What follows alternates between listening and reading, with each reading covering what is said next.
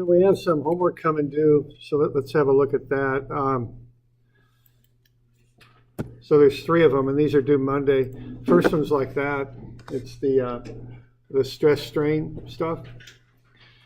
So the thing is, you got the load and the deformation. That's what are given. So the important stuff on this, convert the load to stress and the delta to strain. And I guess instead of delta, I call it deformation. There's a lot of words for that. Delta, deformation, deflection. The good news is they all begin with the letter D, so that's when we remember them. They all mean kind of a certain amount of change in length, I guess you'd say, a movement of something. So convert the load to stress and the deformation to strain. So remember that. People sometimes forget that, and your graph will look a little funny if you forget that.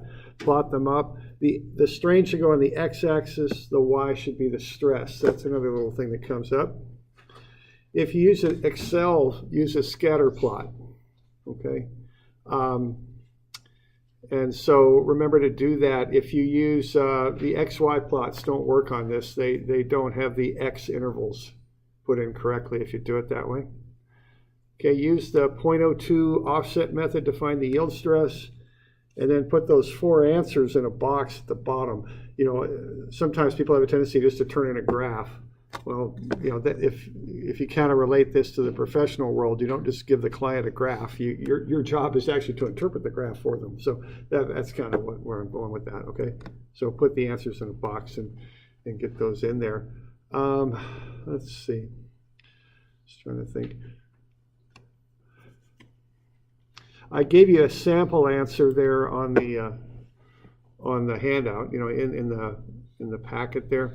So that's kind of what the graph ought to look like right there. If you don't, you should get a nice clean straight line coming up for that linear portion of the graph. If you don't, you've probably got some sort of issue with it. Okay.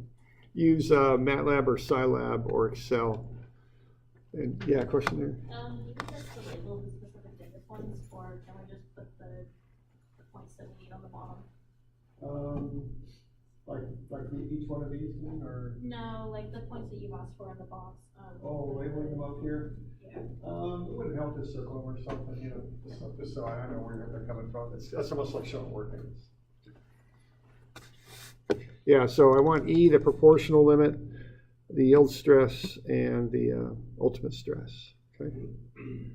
So, other questions? We doing all right?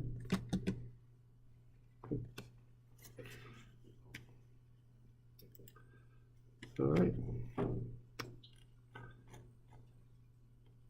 Oh, the other thing is turn in a plot. Just turn in a paper plot. Just do a screen print or plot up your graph or something. You can do the yield stress by hand if you want. You don't have to program that. You can just draw it in. Find that one. Okay. But I don't need the code or anything like that, a computer file. I just want the plot of your graph. So we good with that one? We got any questions?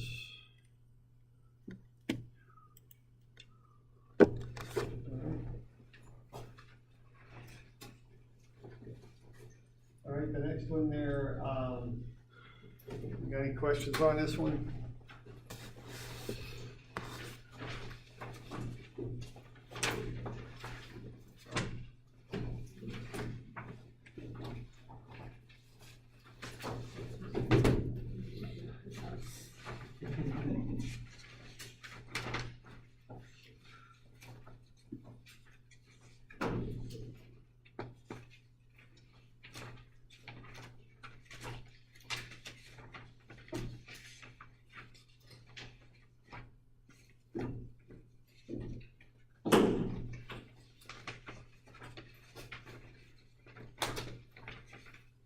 All right, on this one, what's going to happen when you push in on that bar there, it'll get shorter, of course. You know, that's I think pretty self-evident.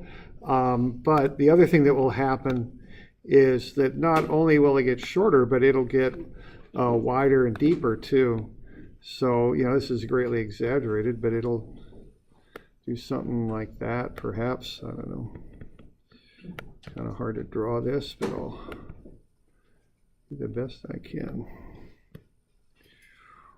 something like that. So you're going to have a delta right here, but you're also going to get wider and deeper, okay? That's the theory, because when you push in on something, it bulges out. So this is kind of an idea where what you want to do, you want to find these dimensions after loading is what you want to do on this one, okay? And then using that, you can find the distance across. Now you're doing a diagonal there, and if you remember from statics, when you're in 3D, you can do the theorem of Pythagoras. It still holds. You just take the square root of the sum of all three sides. You just find the square of each side, then add them together, and that will get you the diagonal in 3D. All right, so that's all you've got to do with that. Now, what's going to happen here on this one is what you're going to want to do, I think, is you're going to want to find sigma equals P over A. And then what you've got is that, that relationship for the modulus, E, which is the modulus elasticity, whoops, that's not right, is sigma over epsilon there. Okay, so that's stress over strain. So what you want to do first is find the stress, and then next is use that E as sigma over epsilon relationship and find the strain. Okay, you're given the material properties right there. So based on this, you should be able to find the normal strain or axial strain, or sometimes it's called longitudinal strain too, but whatever you call it, you should be able to come up with that. And of course, this is compressive, so it's going to be negative 0.113. Okay. Now, one thing to keep in mind here is sometimes on these in this class, I use kind of unrealistic strains, just so we get answers that aren't 0.00000000002 or something like that, because that just gets difficult to work with. So that's 11% strain. That's 11% shortening. Now, you know, if you're in a building where the columns start shortening up by 11%, I would strongly suggest getting out of the building is what I would suggest. Okay, so these are a little bit unreasonable, but the answers are just easier to work with. So just keep that in mind. You know, that's one reason I do that. Okay, so now what you're going to want to do is use the fact that what the strain is delta over L. So delta is the strain times L, and you've got L right there. So delta on that one is going to be negative 0.794, let's say, all right? So the new length is going to be 6.206 inches, all right? So that length used to be 7 inches. It's going to shorten up quite a bit, okay?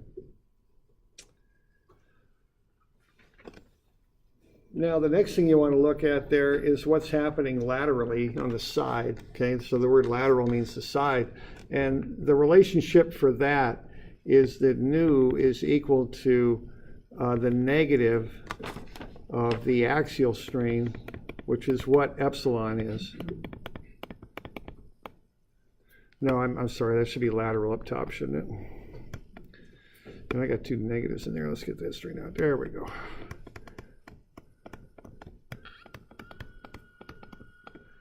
Over the axial strain, which is what we just calculated up there, okay? And you've got nu, that's a material property. So you can, if you know what material you've got, you can look this stuff up in tables, you know, what these different material properties are, if you know what the material property, what the material is. All right, so what you come up with then is, based on that, is you get the lateral strain. And it's going to be positive because it's the negative of the axial strain. And it'll be less, okay? So sure enough, it's only 0.045. I'm not quite sure how that 5 rounds, so I'll just leave it in there like that, okay?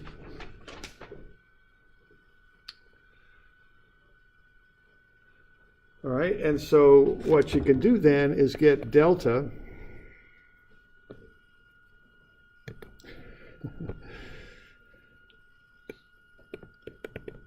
Okay, and this is delta, well, let's say delta H for the height, which is lateral to the axial dimension there, okay? So delta H is a lateral strain. And what that is going to be the plus 0.04535 times the height, whatever that happens to be, and that'll be 3.15. Okay. So when we run those numbers, we'll get that delta, and that's 0.143.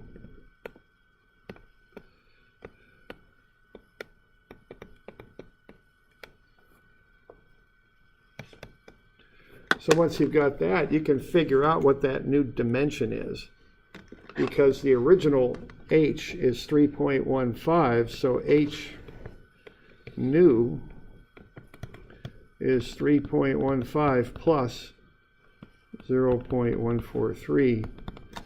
Okay, and that'll get you the new length, and that's 3.293. Okay.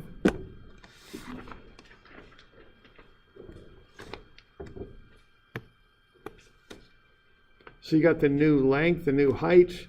You can also, using a similar approach, find D new. Okay, that's lateral also. D is lateral to the axial dimension there. Okay. So based on these basic relationships, you can figure out what those three sides are going to be. They're all going to change. Okay.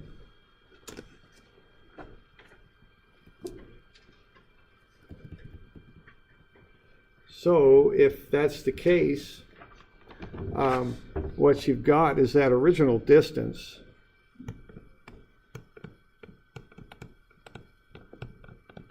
from A to B. What that is just 7.000 squared plus 3.150 squared plus 4.29. There's a 2. It's flat, isn't it? 2. Yeah, 4.200 squared, take a square root. See, that's how you can find that original distance. The original distance is 8.75 inches.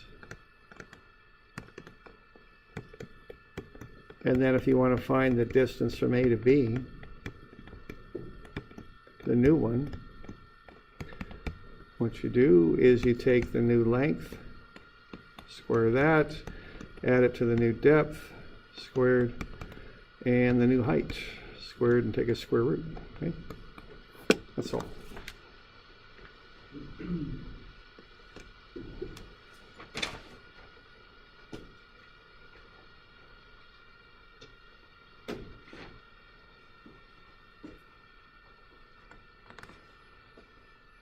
You got any questions on that?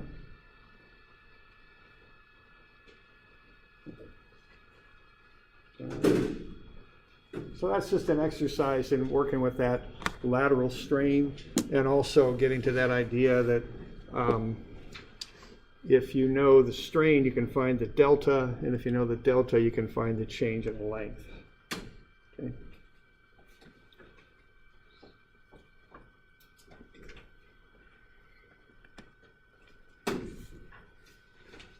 Yeah, question? So if B was located down, so you're only factoring the length and the D portion of it, would that whole formula change? Would you just have two pieces to find the distance from A to B, and say if the B just dropped down?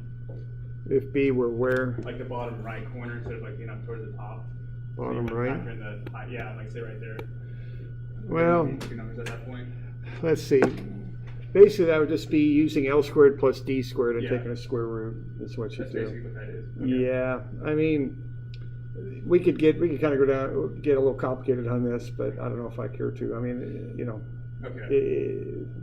in these kind of situations, the reality doesn't always completely match the theory, especially because point A is actually attached to the wall.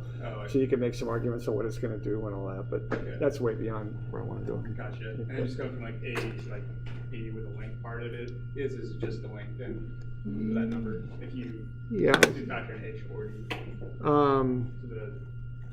Here's a bigger sketch. So the original length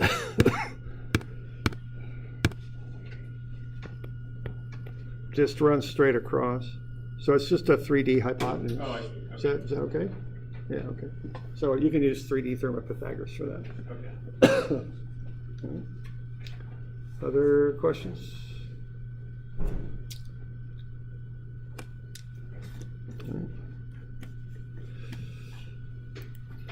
Let's see, we've got this one here. That's a pretty basic shear problem. There's nothing too fancy going on there. So if you got questions, I'll take them, but I don't know if I'll say anything about that. It's a very quick calculation, I'll just say that.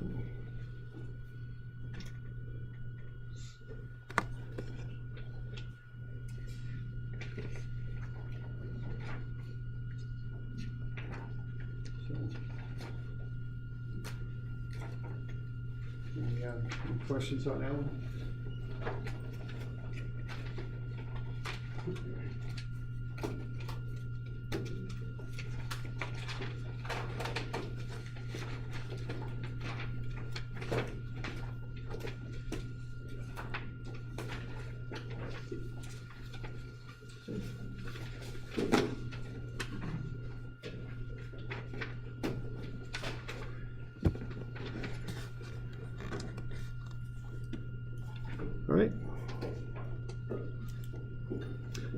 All right, so that's supposed to do Monday, those 3 problems there.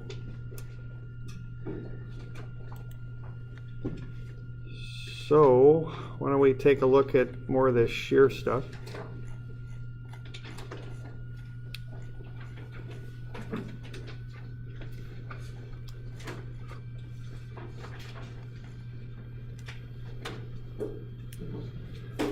So what shear is, we use the Greek letter tau for shear. You know, that turned into our letter T, so I think that's pretty easy to see. And what that is V over A.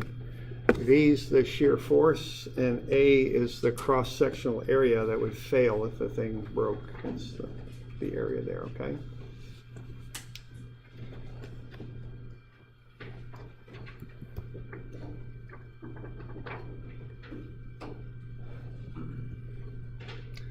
So in this little problem that we did here last time, we just took the shear force, which we did a little bit of a free body diagram analysis there to find it.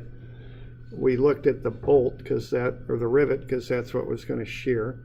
We knew we were applying 1,500 newtons to it to the right, so the internal part of the rivet, the metal in there, has to develop 1,500 newtons for equilibrium to the left. And so that's the internal shear force. And then we just divided that by the cross-sectional area of the rivet, and that got us the shear stress right there, 13.3 megapascals.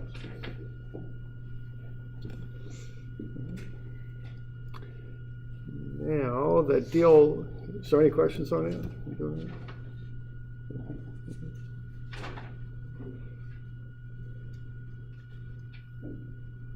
All right, now sometimes the free body diagrams can get a little bit more involved. So we want to be sure that, that we think about that. I mean, this bolt, that's a pretty obvious set of conclusions there that V equals 1,500. You can just look at it and tell that. But there are situations where it's not quite so obvious. So we just want to be sure that we can handle more complicated situations. So here's a deal where we've put in, we've glued these boards together. So the glue fits in down in there.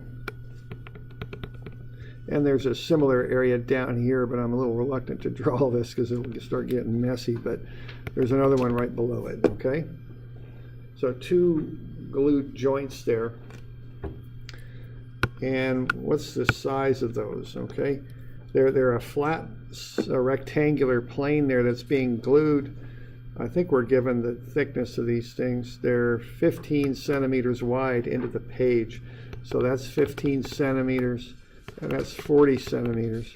So the area of one of those glued joints, and I want this in square meters because it just works better when I start calculating stresses, would be that, okay?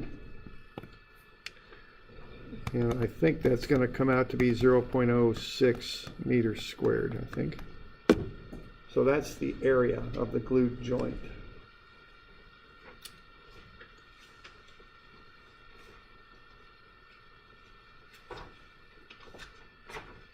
the 0.15 meters how big the thing is? It's how deep it is into the board, like into the page, you might say. Right? So that's like a horizontal plane.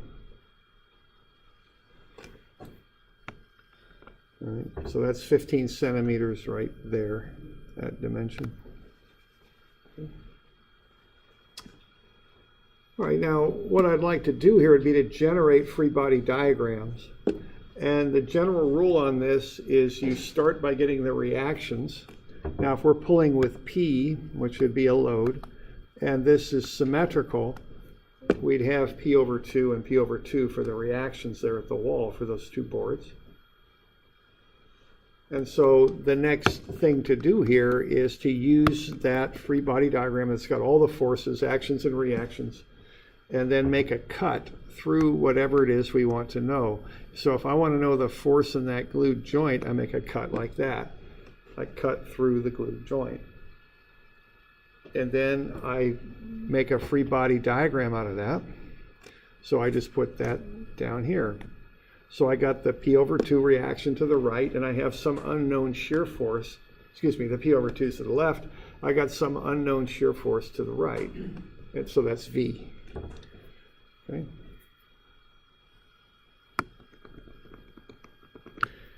And then similarly, I want to find the force in the lower glued joint. I do the same thing. And I take that sketch when I cut through the lower glued joint. I put it down there. P over 2 to the left, P to the right, and then an unknown shear force to the left on that bottom glued joint. So that's what I'm doing. So that's how I approach this stuff. Strength of materials is based on the internal forces. That's what it's based on. So you want to find those. Now sometimes it's real easy to find them, but sometimes it's not. And you just got to think it through a little bit, all right? And the default way to find these things is to find all your reactions, all that, then make a cut through wherever it is you want to find the internal force and do a free body diagram. Okay? That's how you do that. Okay. And then I just go sum of Fx equals 0 for both cases. And in both cases, I'll find that the shear force is P over 2, half of the applied load.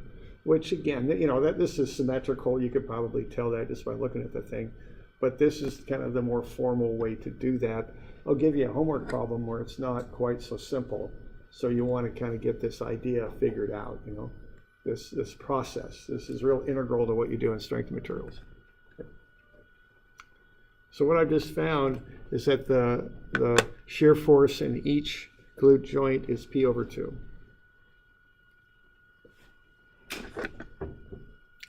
Now on this one, I've turned it around a little bit.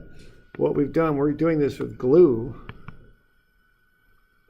And what we know is the allowable shear stress of the glue is 1.4 megapascals. We've taken it in a lab and we've tested it, or the manufacturer has told us that that's what the glue can hold. So we want to now see how big of a load can we apply. All right? That's what we want to do. So that's what we'll do next. Okay.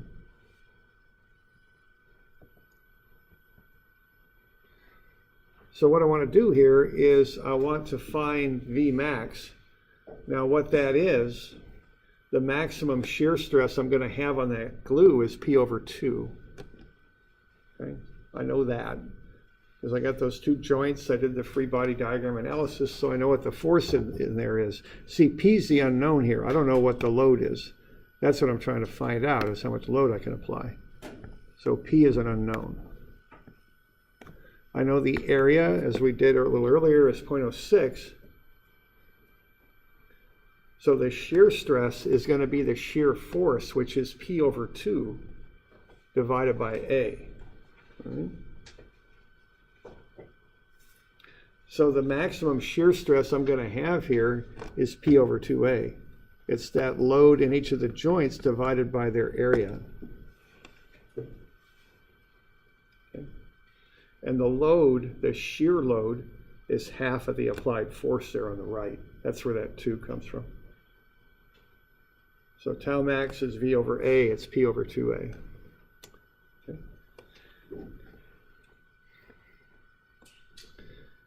Now on this one, I know what tau is. The tau max is 1.4 times 10 to the 6. So I'm going to solve for P in terms of tau. The load, the allowable load, is the allowable shear stress times that twice the area there. Okay. So I just plug in everything.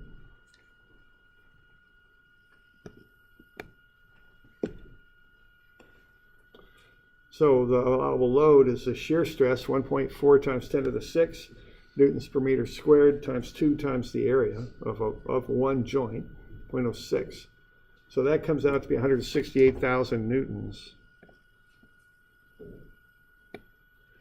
So that's the basic answer right there. Now often when we're doing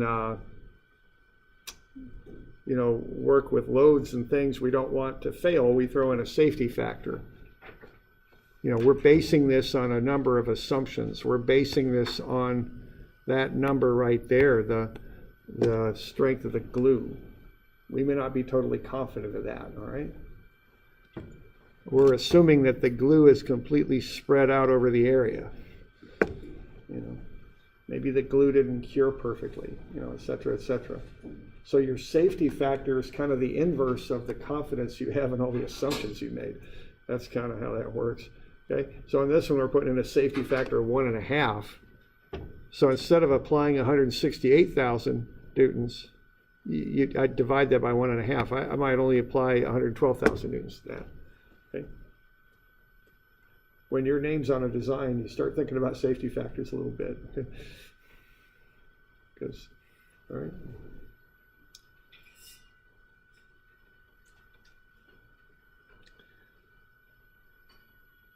There'll be a moment, when you start working. I used to work summers, and I used to quit end of August. I would have a couple weeks before school started.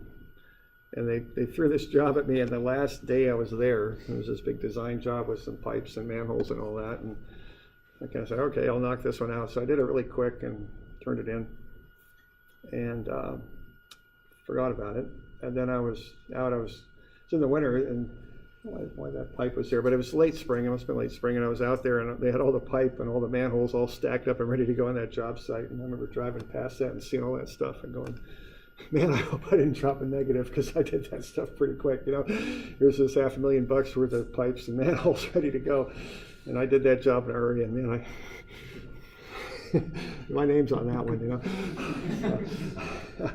The general rule is if you do it right, no one thinks twice about it, but if you make a mistake, man, they'll remember you to the to the end of the earth. So anyway, I didn't hear anything about that, so I assume that one went okay. But there's this moment when you're doing design work, it's on paper, right? You're on a computer and on paper, and then all of a sudden you have this realization they're actually going to build this. This is really going to happen. And that'll happen to you the first time. That'll be kind of a revelation. Even if you hear someone talking about it, there'll still be that moment where you're going, wow, they really are going to do this. So, If you're a civil, it'll be $500,000 worth of stuff out there ready to go, or $1 million or 10 million. If you're a mechanical, they're gonna make 10,000 of these things. Man, I hope I designed that right in the CAD system. So anyway, so that's one reason we like safety factors too. Just to cover us a little bit. That's okay. All right.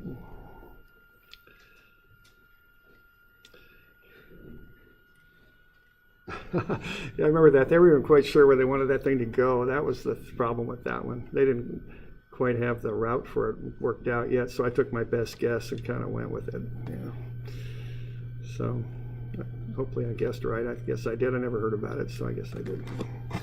All right, so that's stress. So let's look at shear strain, okay? So the stress is pretty straightforward, just shear force over area. Do the free body diagram thing and find that internal force. Strain is kind of a deformation kind of thing. So there's a picture of shear strain. If you've got an object, quite often these things are squared up and rectangular, and you push on it, it will no longer be that way. A rectangle will push off into a trapezoidal kind of shape, okay? And so the delta, this will be kind of hard to see, but the delta will be right there. Okay, that'll be delta now. So if we have a block of material, and in this case we pull on it to the right, we'll get a delta. So we have the same sort of formula that the shear strain is delta over L. Of course, we got a different Greek letter now, that's gamma. All right. So gamma is delta over L, and that's the shear strain.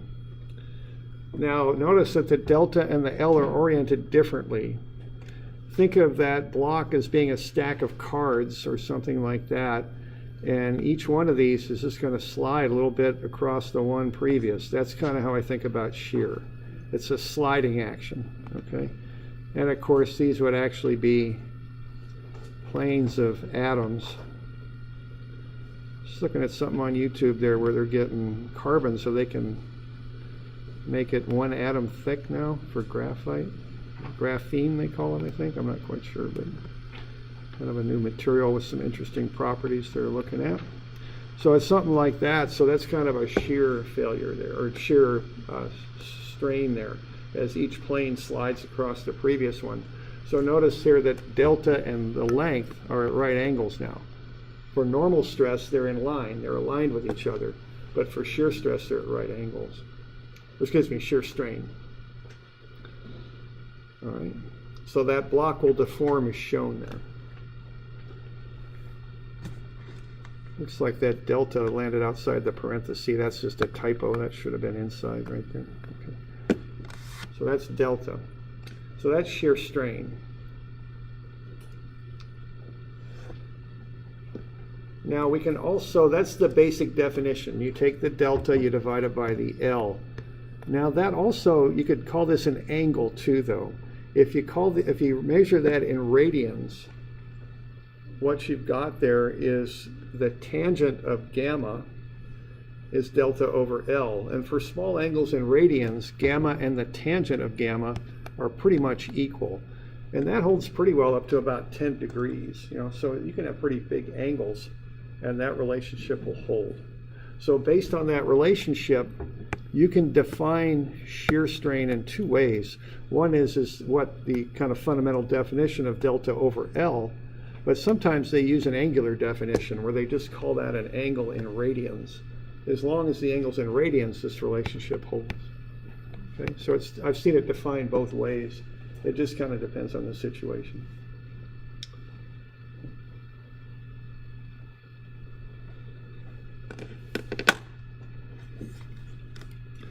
All right. So we're doing all right with that? Okay. So that's the basic definition. Now we do have positive and negative shear strain. Positive shear strain makes the original angle smaller. So I've got positive shear strain over here on the right because I had originally a right angle and now it's less than 90 degrees. So that would be positive shear strain. Negative shear strain makes the original angle larger. Okay.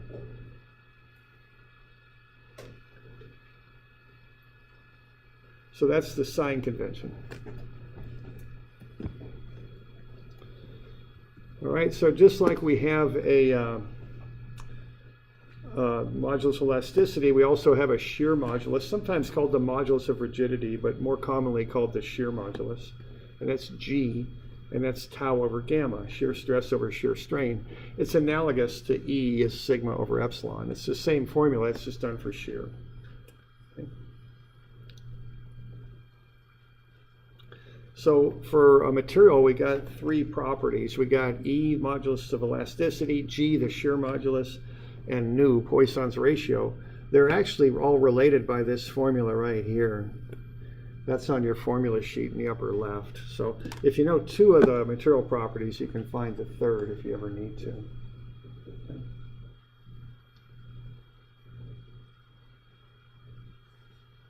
All right.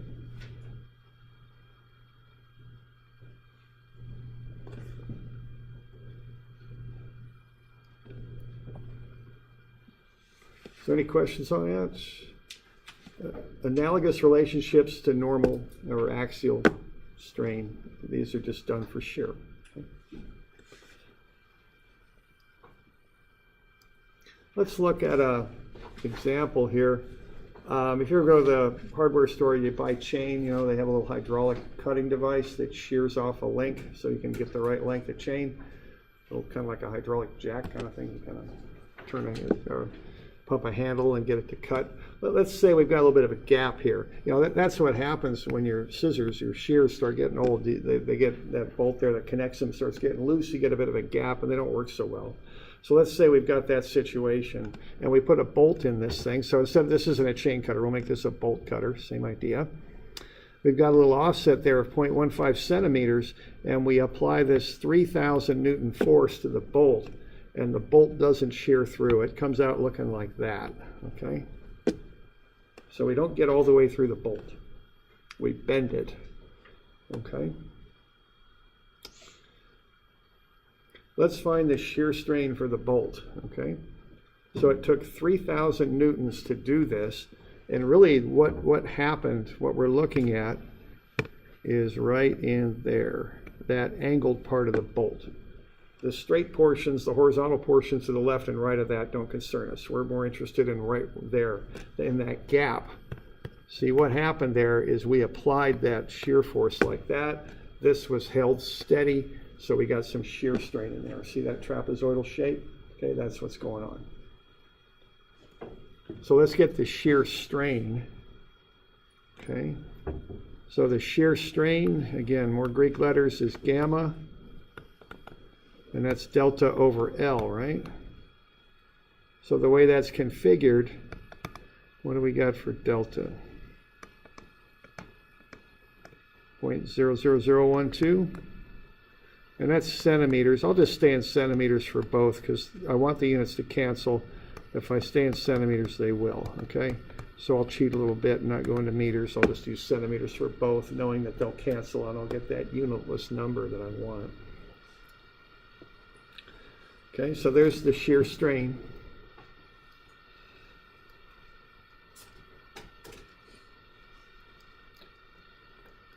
Okay, so let's get that figured out. So I've got the 0.00012 centimeters, and I'll divide that by the original length, which is 0.15 centimeters, and that'll get me the shear strain. That's a unitless number. Okay. Now I've got the area of the bolt, cross-sectional area, pi r squared. So that's 7.85 times 10 to the minus fifth meters to the 4. No, meters squared, I think. Taking a moment of inertia there. That should be meters squared. There we go. Man, I got that meters to the 4 all the way through too. Look at that. That's no good. Squared. Uh-oh. Okay. So now I can find the shear stress also. And what the shear stress is just the load that I've applied, which is 3,000 newtons, divided by the cross-sectional area, V over A. All right.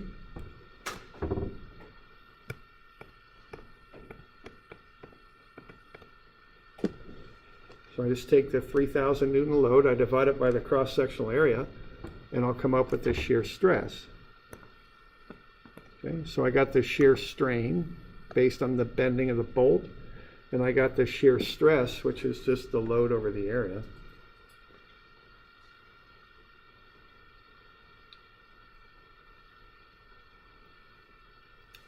So then I can find G, see?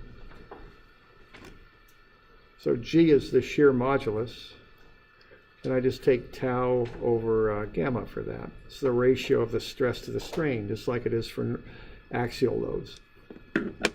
So that's typically a pretty big number. In this case, it's 47.8 gigapascals. Giga means 10 to the 9.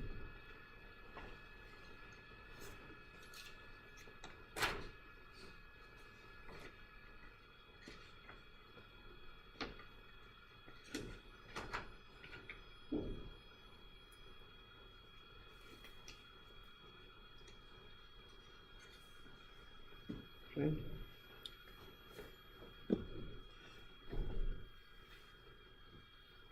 Doing all right with that? So that's just a run through the stuff for shear. So the strain is the delta over L. The stress, and the strain is gamma. Looks like a vertically oriented alpha is what it looks like, okay? Tau is the shear stress. That's the shear force, which for some reason they use the letter V for, divided by the area that's attached. Okay, that'd be the cross-sectional area of the bolt. And then G is the shear modulus, tau over gamma.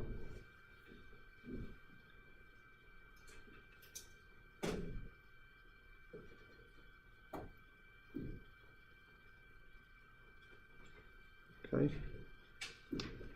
Now I think I also asked for Poisson's rate, or yeah, for E on this one. Now that's just kind of just a little thing to get you used to this little relationship, because what you've got is you've got this relationship that E is equal to 2 times 1 plus nu times G. And so what we've got now is we can just plug in 2 times 1 plus, I think I gave you nu, didn't I, 0.3 times the G that we just found, 47.8 times 10 to the 9 newtons per meter squared. So that'll get you E. And I don't know what E comes out to be, but it's based on that formula there. So this is some basic calculations there for shear.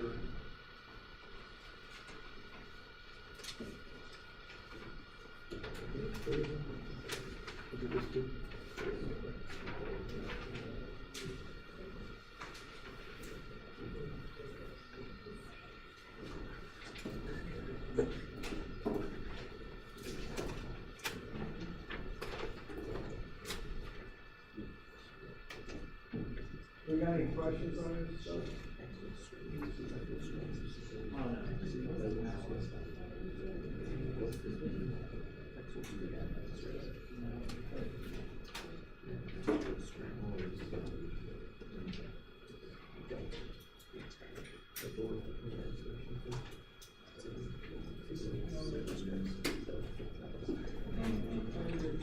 All right. Now, what I just handed out is the kind of a list of all these different Greek letters and stuff. So what I would like you to do would be to fill that in. So the homework here is going to be for Wednesday.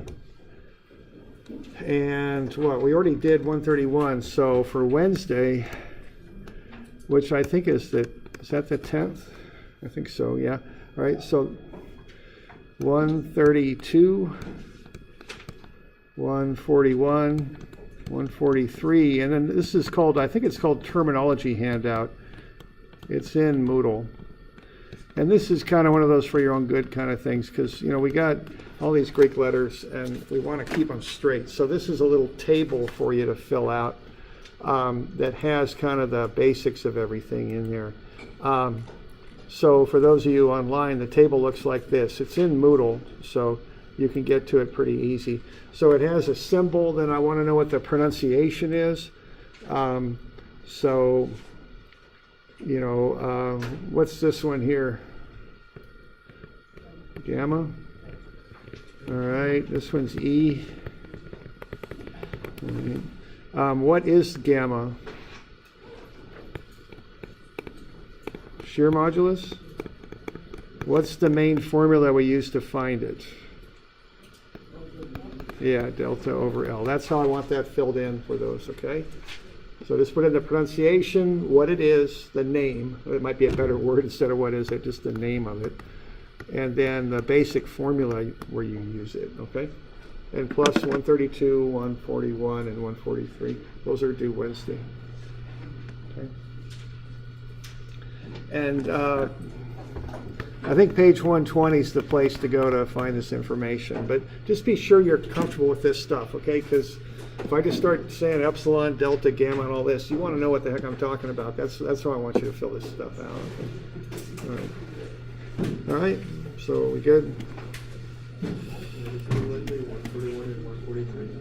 Yeah, 132, 141, 143, and this thing due Wednesday. Yeah. Yeah.